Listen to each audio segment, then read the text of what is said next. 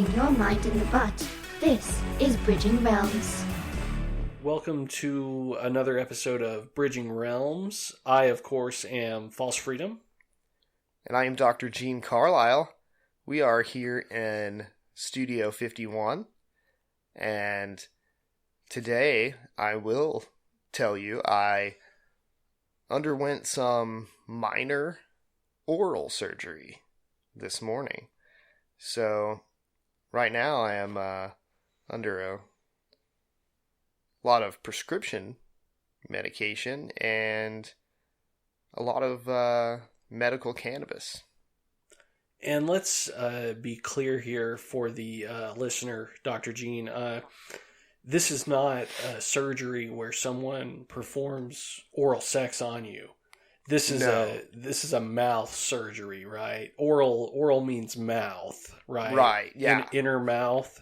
Yeah, So mouth. It's a surgery happening inside the mouth. It's Yes. not a doctor sucking your dick and ripping you open. No. To my knowledge, there was no oral sex that went down. I didn't go under. No, I just had the area numbed, So part of my mouth is still a little numb. I am on some pain medication and, about 4 to 5 times my normal amount of medical cannabis. So, we're going to have a good time on the episode today. We're bridging some realms. We're having fun. I want you guys, if you are listening and you enjoy medical cannabis, go ahead and enjoy maybe a little bit extra for the doctor today, and really get into this episode with False Freedom here. He'd appreciate it, I'm sure. Yeah, since Dr. Gene's a bit under the weather, I've prepared a topic this week that is a little bit news to him, if we're going to be totally honest about it. So, just more of he's along for the ride with you, the listener, today, as I bridge a new realm for him. Right. We since we relaunched here, we haven't really gotten into the true crime realm. And I'm glad we're going to bridge that realm today and get into some mystery, some true crime kind of stuff. I don't get into as much of that as I like to, my head's into UFOs and stuff. Yeah, I cover a lot of general conspiracy topics, a lot of hacker topics. I spend a lot of time on Reddit, but I don't have a lot of time myself for the true crime, nearly as much as I'd like. Yeah, and I know that true crime podcasts are really popular. They're very popular on the podcast, in the podcast world, I guess, Yeah, so maybe we can cash in a little bit on that with this story. Folks, for sure. Today we're going to be talking about Elisa Lam. Elisa Lam. So it's a lady, right? It is a lady. You've been getting, False told me he's been getting into true crime podcasts lately for the ladies. To meet the ladies. Is that true, False? I'm specifically I'm searching for a single MILF. So once you get past a certain age, you're a MILF. MILF isn't necessarily a mother anymore. It's kind of in the porn world. At 18 and 19, you're barely legal. Right. But once you hit 20, you're a MILF. Oh, yeah, wow, it's that young. So once you're 20, you're MILF or stepmom at that point. Because, it's believable that a 20-year-old would marry, like a 50-year-old with a 30-year-old son. Of so course. the son's actually 10 years older than the 20-year-old mom. That's Makes what's going sense. down in a lot of those scenarios. Of course, yeah. All right, so as I stated, we are covering Elisa Lam today. Now, Elisa Lam was a 23-year-old Canadian woman who was on a road trip across the West Coast, mostly California. So she was taking this trip away from home, which was Canada, and she was phoning her mom every day. She was staying at the Cecil Hotel, which, you know, we should do a Cecil episode eventually. Lots of strange shit happened there. Right, this thing's infamous. Yeah, lots of deaths there. Serial killers holding up there as well. Fuck. Definitely get into that at a later date, but so she's out doing this solo vacay, right? Solo eat, vacay, pray, love shit. Finding herself, you know. Okay. She's a fashion blogger. Fashion blogger, okay. Yeah. Now she's checking out fashion, probably doing a lot of photography. Yeah. Instagramming. I think they wear like burlap sacks up in Canada, so she's learning about real clothes. Okay, so what else? So she goes to this fucking infamous hotel to stay. Yeah, she stays at the Cecil, and she stays at the Cecil for a little while. Like, she's got a couple weeks just at the Cecil itself. She's due to check out on January 31st, but the hotel has no record of her checking out, and her family... Her family doesn't hear from her that day. That's the first day the entire trip she hasn't called or anything. On the day she's supposed to check out. Yeah, the day she's supposed to check out. Okay. This is January 31st. So a couple days later, we've got the missing person report done. The police are looking for her. They're investigating the case. On February 7th, the police start hanging up flyers everywhere. Have you seen her? You know, all across the neighborhood, really all across LA. It's going out. Shit. Because she's been gone now for 7 days. And on the 12th day, the police release this bizarre elevator video. So guys, we'll link this elevator video in the show notes, but the gist of it is she gets on the elevator, door all the way open, and she hits every button on the left side of the elevator. Yeah, False showed me this thing, and, you know, I am, like I said earlier in the episode, high as fuck right now, but it freaked me the fuck out, dude. It is a freaky video. Go to your show notes, check it out. It is freaky as shit. It apparently went around, so some of you may have already seen it. But man, if you're listening late at night or something, definitely don't watch this thing. It's fucking eerie. Yeah, and the video actually went viral almost immediately. It had 3 million views within 24 hours. Fuck. Yeah, it aired on CBS. It was all over the place. So Eliza gets in the elevator. She punches all the buttons on the left side, and then she kind of hops out of the elevator, and she's looking out like around the corner, kind of like in a fucking cartoon. It's kind of comical. She's like peeking around a corner. You can almost hear the going.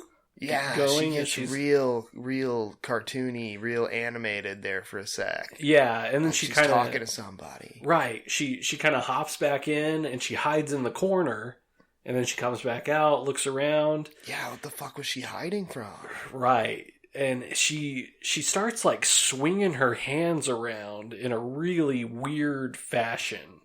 Yeah. Right outside the elevator. Like she was taunting. She was waiting for something to come, like 100% waiting for something. Yeah, and as Dr. Jean says, it appears she's taunting. It looks almost like she's arguing with someone out there, but yeah, dude. She doesn't just talk on the right side. She also talks to apparently something on the left side. Both sides, yeah. I could tell that, so that was freaking me out. Like, are there multiple things? Is something hopping back and forth? What the fuck? Yeah. Yeah, for sure. And so then she gets back in the elevator. She starts fucking with the buttons again, where she's just punching them. This whole time, the door to the elevator never shuts. It didn't, dude. I was watching. It never shut. It was bothering me. I was like, when's it going to? why has it not closed? She does keep stepping in front of it, which was making me thinking she was fucking not letting the timer go. But then when she gets in there and like hides for a while, I mean, we travel a lot. We do a lot of elevators and shit. So we know the general time because you're really, hoping that it closes before, other humans get on and you have to like stand by fucking people. But this thing, man, it wasn't closing. It was way too long. It was fucking creepy. For sure. And, we've learned to specifically time elevators so that we can really get up ahead of steam as we're coming out, because there's usually a crowd on that first floor and you just want to bull right through them. You just want to knock motherfuckers down because why are they standing so close to the fucking door? 100%. It is idiotic. Oh yeah, it's intrusive, and scary. It is really scary, and so getting past the video, that's a lot of the extent of what makes it so creepy and weird. About 7 days later, on February 19th, start to be some strange complaints in the hotel of a minerally taste in the water, and then some residents of the hotel get some redness in the water. And so there's a minerally taste, coppery taste, and it's kind of red. So they go up on the roof to investigate, and they open up one of the 4 water towers on top. Okay. And she's fucking in one of them. Oh, gross. She is completely nude. All of her clothing and belongings she had on her are just floating in the water. Now, shit, you told me they found her on the roof, but I didn't know it was like in the water. Yeah. And this really fucked up thing is it's about a foot of water in the tower. It's not even like packed full. I mean, I don't know if maybe it charges up fuller than that or what exactly the scenario is. Yeah, why is it such a shallow water tower if it's supplying the hotel? Yeah, maybe fucked up. It's really hard to get water in California. They on like a permanent yeah, I mean, I know there are droughts and stuff out there. Yeah, so it gets really maybe they were just really hot. Yeah. Maybe they were needing to bucket some more water up to that tower. So people had for like fucking possibly like a week had been drinking water with a dead body floating in it? Theoretically, since February 1st, so 19 days. Fuck. The elevator video on February 1st is the last time she's known to be alive. So I wonder forensically if they could figure out how long her body had been in the water. I mean, anybody get sick or anything from that? I mean, it's not just her body, but like you said, all her clothes and everything are in there? Everything, yeah. It's like she's dirty, man. Stripped down and just laid face down in the water. It's so dirty.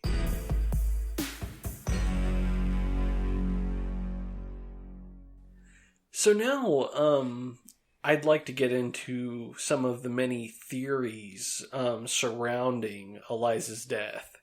So this is an unsolved case. It's for real fucking unsolved. Yeah, it's unsolved. Shit, dude. There's just never been anything found that the police can really piece together. It's truly a mystery. That's blowing my mind, dude. It doesn't even seem like they ever had any real leads or anything to that extent whatsoever. Just this fucking elevator video. Yeah. Wow. So I'll run us through some pretty common things here that might lead, just typical stuff people would think of. So some research. And first up is we do the research and the work here at Bridging Realms. That we do. So first I want to lead off with drugs. So she did drugs.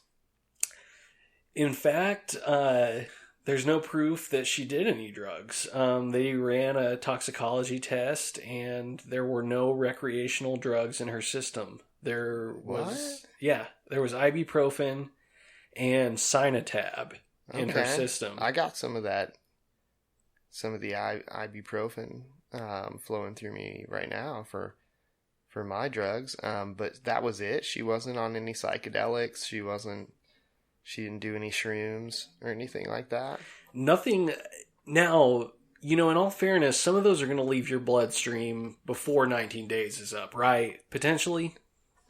I mean, yeah, I guess. I don't know how the dead body works, Right, yeah, because she's probably not... Well, when she dies, she probably expelled any toxins in her body, right? Don't you pretty much... I mean, they didn't say it, but there were probably some floaters in there, right? I've heard that when you die, that your body just releases, a huge dump. Yeah, so you just shit yourself. I'd imagine. So even... I guess she probably shit unless, she died and then was placed there. Like if she died and shit herself and then was cleaned up by something and put there. I don't know how you would do that. Yeah, if she was murdered, I would hope that the murderer wouldn't be so sloppy as to not gather up that shit and drop it in the water. Yeah, this is a really good question because we don't get into the true crime realm as much, and False has been diving in recently. So if we have any listeners that are also in that realm, any crossover listeners, or any listeners that are true crime podcasters, maybe over into our realm, listening to some paranormal and conspiracy here at Bridging Realms, get back to us. Let us know if you know with your true crime expertise, what do they do with the shit during the crime, during the murder? What do they do with that poop? Do they clean it up before they throw them into a body of water or a ditch or whatever? Do you think, do you think they gather it up? False is asking that question right now. It seems like amateur hour if you don't. It seems like, I'm thinking at all these murder scenes, even fucking forensic files and shit, they always talk about blood. Yeah. And semen. Lots of dudes jerking off. Well, it's the American dream. Raping with murders. That's not the American dream. Yeah, but it's not the American dream, but man, it pops up through our history quite a bit. Lots of rapings along with murders. But they never mention poop. They never mention the shit that happens. So what's up with that, cops? There's a conspiracy right there. Where's all the poop? Where's all the shit at the crime scenes? My mans, where's all the shit? All right, so the next theory I'll dive into is that Elisa's mental illness caused her untimely demise. So basically, Eliza was bipolar diagnosed. That's as far as we know. I don't know if it's a bipolar schizophrenic diagnosis or just a straight bipolar diagnosis. Personally, I don't feel that with just a bipolar diagnosis, she's going to be hearing voices and talking to invisible figures. Right.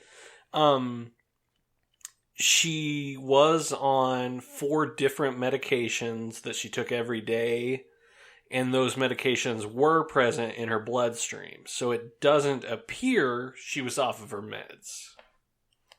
Okay, so there would be no side effects there from being off her meds or anything then.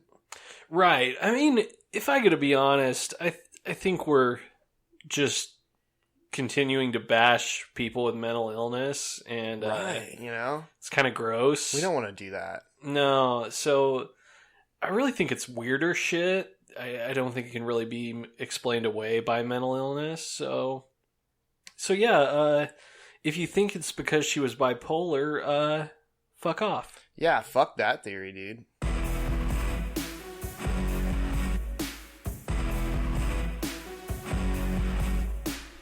The next one I'll get into is the haunting of the Cecil Hotel. A lot of people think that Eliza was driven to death by the ghosts of the men who have died and committed suicide there, and then as well as the just there's bad fucking energy there, man. There is some bad fucking energy there. So this is kind of an infamous hotel, right? It totally is. Richard Ramirez, the Night Stalker, used to fucking live there while he was murdering people. Oh, fuck, dude. Yeah, and several people have fucking killed themselves or been murdered there. There was a guest, W.K. Norton, in 1931. The dude kicked it all off. The hotel had opened in 1924. By 1931... that area of fucking LA was a piece of shit, you know, so just homelessness problems, prostitutes, just really problematic area. So W.K. Norton in 1931 took poison capsules. Who the fuck takes poison capsules? What did he do with them? He just fucking stuck them in his mouth. Fucking... Oh, he himself took them. I thought you were going to say, like, he took them and gave them to other people to kill them. No, he killed himself with fucking poison capsules. Oh, fuck. Yes, man, it sounds like there's a lot of crazy energy. If there's going to be ghosts and shit, it's definitely at a place like this where this energy is going to be left over, you know? Yeah, the fucking Black Dahlia intersects. In 1947, what? Elizabeth Short was drinking at the Cecil Bar in the days before her notorious unsolved murder, according to Wikipedia here. In 1964, there was a telephone operator named Pigeon Goldie Osgood. The fuck? Yeah, and she was a long-term stayer at the hotel, and she was found raped, stabbed, and murdered. Shit, dude. Yeah. It's a lot that has gone down at this hotel. Yeah, so people kind of theorize that, you know, these evil entities that rest in the hotel just kind of drew her in and helped drive her insane and lured her into this water tower. Yeah, dude. After hearing this history, I'm almost past theories, my man. Like, I'm close to saying, like, just look at that history, dude. She was definitely taken over by some ghosts or bad energy or some shit, dude. That place is deadly. Do not go there, folks. Yeah, for sure she was fucked. She was totally fucked by being in such a dark place. I think just a multi-week stay at the Cecil is not a good idea. No, dude. Fuck. We should go stay there. Yeah, maybe like a couple weeks. I guess, man, that's what we do at Bridging Realms. We gotta do the research, man. It's gotta be cheap, right? We gotta do it. I mean, if any listener out there wants to put us up at the Cecil Hotel for 2 weeks, we'll live blog every day. Right. Yeah, we don't have our Patreon back up yet, but if someone would like to be a patron, let us know. Put us up. We'll do that research. We'll blog it. We'll do live feeds, live chats from the hotel.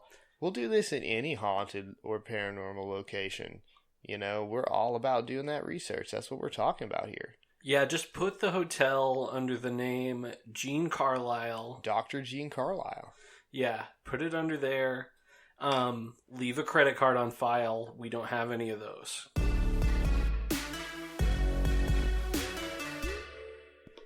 The final theory I've got to cover is the elevator game. This is the Korean elevator game. The fuck is that? Okay, so the elevator game is this crazy game that will supposedly transport you to another dimension. Okay, so this is some dimension hopping shit. Yeah, this is dimension hopping. It's got very specific rules to the elevator game, and if executed incorrectly, could lead to your demise. Well, okay, so what goes down with this? Like, what do you do? Well, first off, just to give you a little bit more about it, the elevator game ends with you in another dimension, very similar to our own, but electronics don't function. Okay. So no electronics function. There are no lights. It looks just like the place you just left, but it's not. It's another dimension. Okay. The difference is nothing is electronic is working. There are no lights, and outside is blackness and a red cross. Oh fuck! So just blackness and then a red cross. Yeah, That's pretty creepy, my man. To start the game, you need to get in the elevator. You press fourth. You don't move if someone enters the elevator or if any of the players leave the elevator. If someone does, you start from the beginning. Then you press the second floor. Same rules. Press the sixth floor. Same rules. Back to the second floor. Same rules. 10th floor. Same rules. 5th floor. Now, if a woman enters the elevator on the 5th floor, you leave her alone. Don't talk, touch, speak. Don't make eye contact with her. Fuck, so there's just like, you just went through so many floors of just same rules, like nothing going on, and then suddenly there's a possible random woman that's just going to enter the elevator and nobody's supposed to fucking look at her. Yeah, and she enslaves you. How does she enslave you? By you interacting with her at all. Oh, fuck, so that's why you can't interact. Okay. Yeah. Yeah, you don't want to be enslaved. So then we go first floor.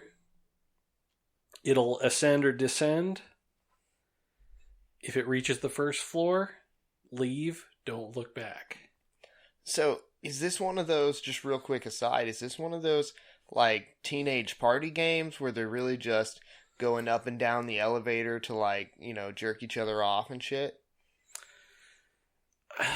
Well, there's more steps. Okay. I got more to it.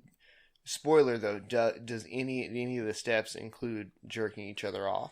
Not that I've made it to so far. Okay, so it's not... I guess not like one of those things. Okay, go ahead. It's not a gang wank. Okay, not... If that's... Cool. Are you talking about a gang wank? Yeah, like a teen gang wank. Yeah. Okay, cool. I never got invited to the teen gang wanks.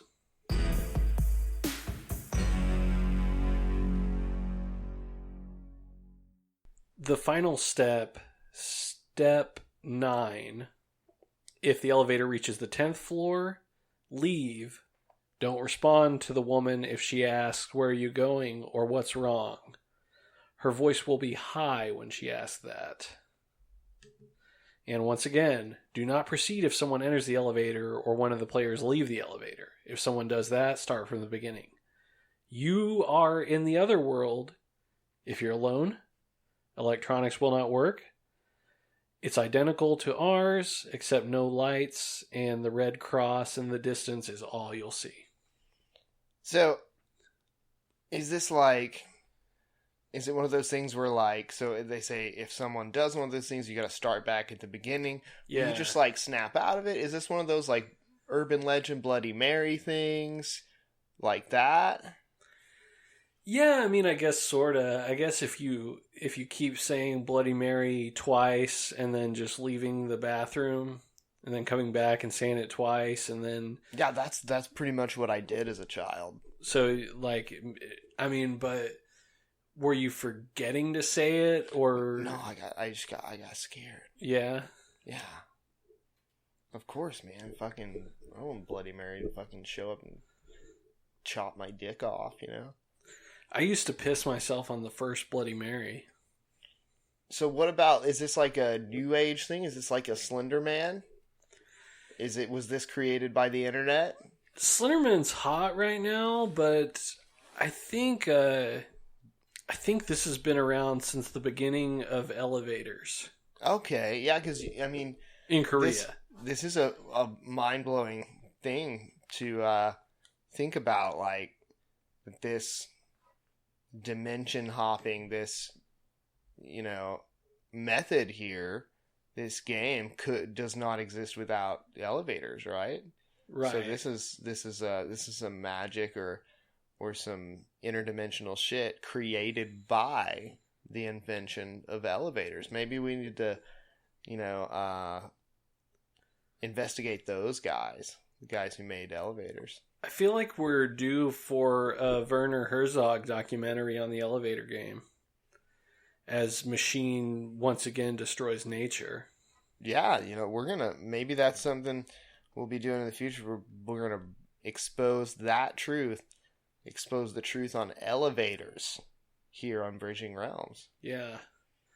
Elevators kind of bridge realms themselves. They do. They bridge, from the first floor up to whatever floor you're going to. So, time to put a wrap on this episode, but honestly, I don't know that we're any closer to solving it than we were when we started, Right. This is a huge mystery, and I'm glad that we were able to shine a light on it and do some research. And I hope we come back to it. I hope we maybe get some guests on that maybe know more about it. We can talk about it some more and get into more of this true crime stuff as well. As for this case, I'm kind of thinking that this falls in the area of strange energies or entities. In fact, maybe ghosts within this hotel, remnants of the serial killers and murderers past that are sticking within the walls. I think maybe this is a vortex of evil energies, and that's how this poor girl was murdered. Either that or pedophile rings. Yeah, really both plausible scenarios. Definitely with the first one, kind of a Shining scenario, if you think about it. Like Jack Nicholson was kind of haunted by all those For sure, yeah. apparitions, all the evil in the Stanley Hotel, Right. And then in the pedophile ring, of course, she was a blogger, Right, or just, sex trafficking too, for the non-pedo stuff. That's still bad. There's still... Well, no, I wasn't... Prostitute. I'm not trying to dismiss the pedophilia. Right. I would never do that. Of course, yeah, we can't do that in conspiracy. We can't do that, yeah. I just think it could have been a scenario. Giselle could have been involved. If Jeffrey wasn't involved himself. Of course, yeah. Mr. Epstein. It could have been a Clinton scenario if you're going into the pedophilia ring, for sure. You never know. It's in California, so yeah. You never know how deep some of that stuff goes. Now, myself, I don't know. I've weighed all the scenarios. I've weighed drugs. There could have been Molly goes out of your system really quick. Yeah. If they're not finding her for 18 days after she died, ecstasy would be out of her system. Meth would be out of her system. There's a lot of drugs that would True. be out of her system.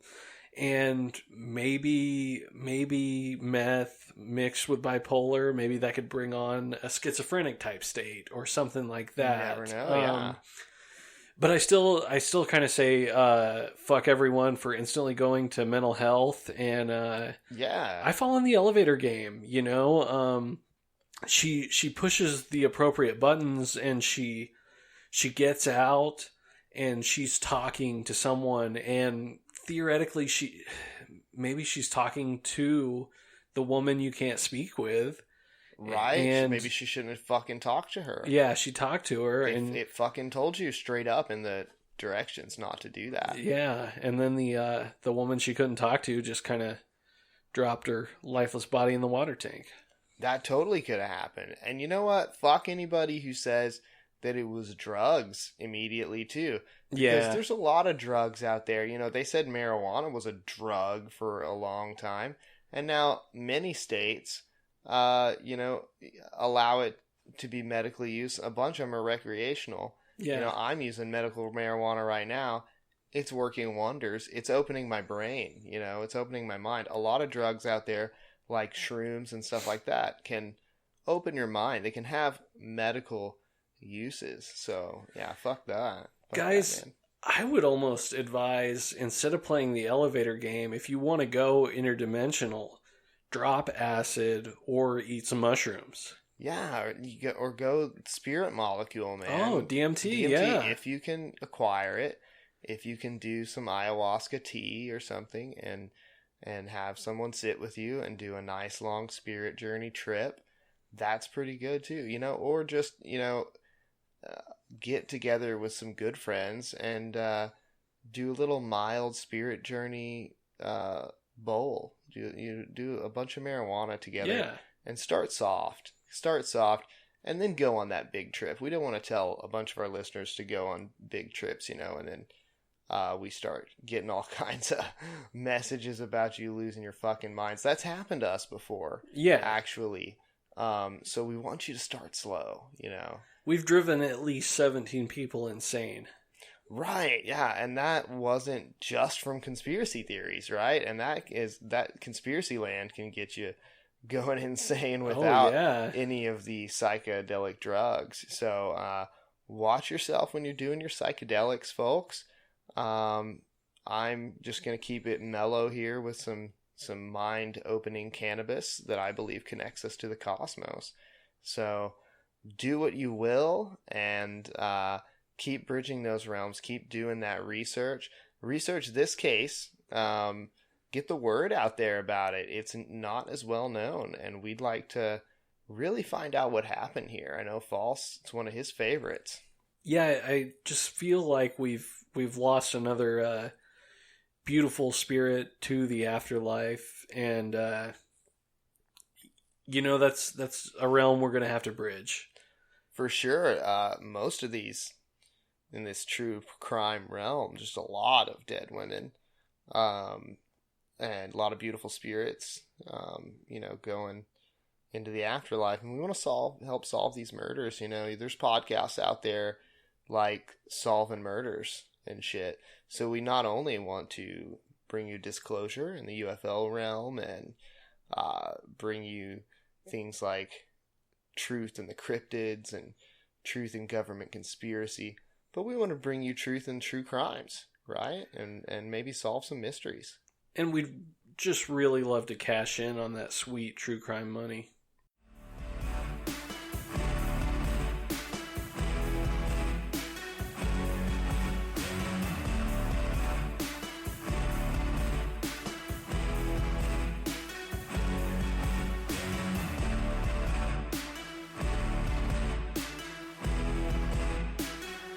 Bridging Realms is a part of the Bridging Realms Network in association with the Bridging Realms Project, with additional support provided by Realmies like you. Follow us on social media, Twitter, Instagram, and Facebook at Bridging Realms Project.